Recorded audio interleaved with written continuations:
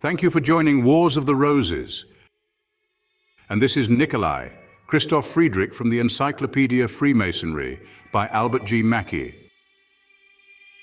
Nicolai, Christopk Friedrich. Christopher Frederick Nicolai, author of a very interesting essay on the origin of the Society of Freemasons, was a bookseller of Berlin and one of the most distinguished of the German savants of that Augustan age of German literature in which he lived. He was born at Berlin on the 18th of March, 1733, and died in the same city on the 8th of January, 1811. He was the editor of and an industrious contributor to two German periodicals of high literary character, a learned writer on various subjects of science and philosophy, and the intimate friend of Lessing, whose works he edited, and of the illustrious Mendelssohn.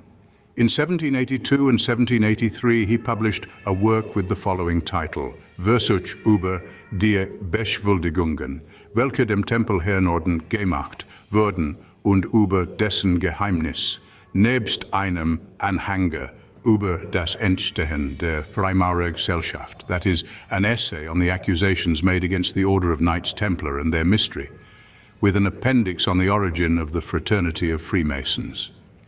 In this work, Nicolai advanced his peculiar theory on the origin of Freemasonry, which is substantially as follows. Lord Bacon, taking certain hints from the writings of Andrea, the founder of Rosicrucianism, and his English disciple, Flood, on the subject of the regeneration of the world, proposed to accomplish the same object, but by a different and entirely opposite method. For whereas they explained everything esoterically, Bacon's plan was to abolish all distinction between the esoteric and the exoteric, and to demonstrate everything by proofs from nature. This idea he first promulgated in his Instauratio Magna, but afterward more fully developed in his New Atlantis. In this latter work, he introduced his beautiful apologue, abounding in Masonic ideas, in which he described the unknown island of Bensalem, where a king had built a large edifice called after himself Solomon's House. Charles I, it is said, had been much attracted by this idea and had intended to found something of the kind upon the plan of Solomon's Temple, but the occurrence of the Civil War prevented the execution of the project. The idea lay for some time dormant, but was subsequently revived in 1646 by Wallace, Wilkins, and several other learned men who established the Royal Society for the purpose of carrying out Bacon's plan of communicating to the world scientific and philosophical truths. About the same time, another society was formed by other learned men who sought to arrive at truth by the investigations of alchemy and astrology.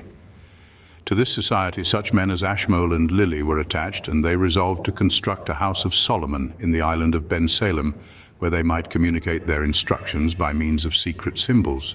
To cover their mysterious designs, they got themselves admitted into the Masons' Company and held their meetings at Masons' Hall in Masons' Alley, Basinghall Street. As Freemen of London, they took the name of Freemasons and naturally adopted the Masonic implements as symbols.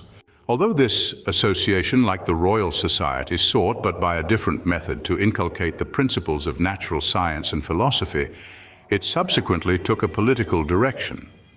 Most of its members were strongly opposed to the Puritanism of the dominant party and were in favor of the royal cause, and hence their meetings, ostensibly held for the purpose of scientific investigation, were really used to conceal their secret political efforts to restore the exiled House of Stuart. From this society, which subsequently underwent a decadence, sprang the revival in 1717, which culminated in the establishment of the Grand Lodge of England. Such was the theory of Nicolai.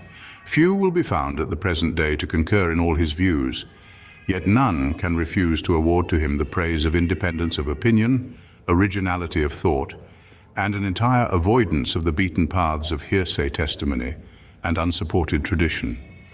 His results may be rejected, but his method of attaining them must be commended. Thank you for watching, and please don't forget to share, like, subscribe, and comment, and if you can, please consider donating to Wars of the Roses. Links to PayPal and Patreon are in the description. Thank you so very much.